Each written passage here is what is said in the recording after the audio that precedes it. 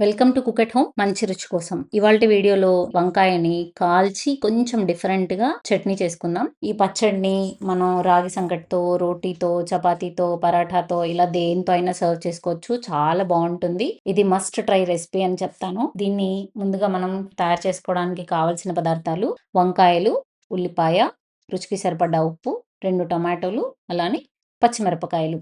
పచ్చిమిరపకాయల ప్లేస్‌లో మనం ఎండుమిరపకాయలు కూడా తీసుకోవచ్చు. వీటిని ముందుగా మనం కాల్చుకోవడానికి కొద్దిగా ఆయిల్ అప్లై చేసుకోవాలండి. వంకాయ, టొమాటో అలానే పచ్చిమిరపకాయలు కూడా నేను ఆయిల్ అప్లై చేస్తున్నాను. వీటన్నిటిని కాల్చుకోవడానికి మనకు బయట జాలి ఒకటి దొరుకుతుందండి. ఇలా చూయిస్తున్నది మార్కెట్‌లో అవైలబుల్‌గా ఉంటుంది.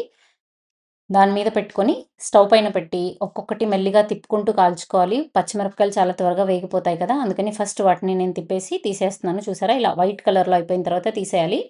తర్వాత టొమాటోలు కూడా సేమ్ అలానే మొత్తంగా కాలిపోవాలండి. ఇది కాలిపోయిందని గుర్తేంటి అంటే పైన పొట్టు మొత్తం వచ్చేస్తే సెపరేట్ అయిపోతుంది.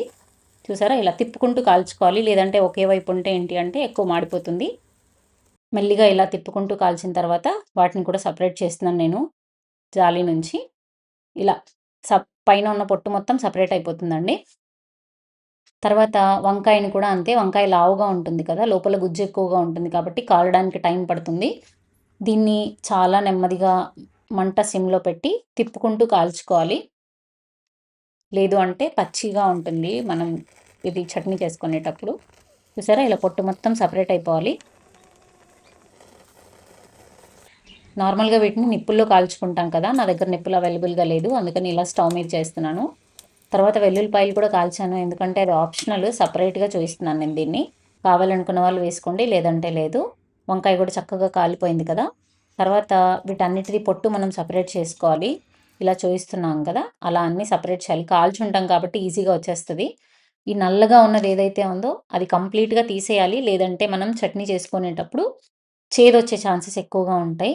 ఈ వంకాయని చల్లగా అయిన తర్వాత తీయండి. లేదు కొంచెం వేడిగా అనిపించింది అనుకోండి తీసేటప్పుడు, లేదు పైన ఉన్న లేయర్ నీట్‌గా రావాలి అంటే కొద్దిగా వాటర్‌లో డిప్ చేసేసుకుంటే వచ్చేస్తుంది.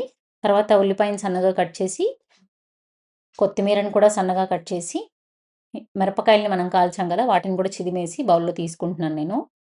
అలానే వంకాయలు, టమాటాని కూడా చిదిమేసాను మొత్తం. చిన్న ఉల్లిపాయలు. ఇది కావాలి అంటే మనం నైఫ్‌తో కూడా కట్ చేసుకోవచ్చండి. నాకైతే అవసరం లేదు. అందుకే అలానే వేసేసాను. రుచికి సరిపడ్డ ఉప్పు. వీటన్నిటిని బాగా కలుపుకోవాలి. ఆ టొమాటో గుజ్జు, వంకాయ గుజ్జు అన్నీ బాగా కలిసిపోయేలాగా కలుపుకోవాలి.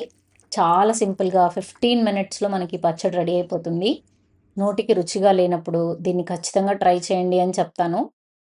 అలానే వంకాయలతో ఎప్పుడు కూరలు, వేపుళ్ళే కాకుండా ఇలా కూడా ఒకసారి ట్రై చేయండి. ఒకసారి దీన్ని చేసుకొని తిన్నారు అంటే జన్మలో ఈ రుచి మర్చిపోరు. అంత రుచిగా ఉంటుంది. దీన్ని మనం రాగి సంకటితో, రొట్టెతో, పరాఠాతో, రోటీతో, వేడి వేడి అన్నంలో నెయ్యి వేసుకొని ఇలా దేనితో అయినా సర్వ్ చేసుకోవచ్చు. చాలా బావుంటుంది. ఈ రెసిపీ మీరు ఖచ్చితంగా ట్రై చేసి కామెంట్ చేసి చెప్పండి. అలానే మీకు నచ్చితే మీ ఫ్రెండ్స్ అండ్ ఫ్యామిలీకి కూడా షేర్ చేయండి. Thank you.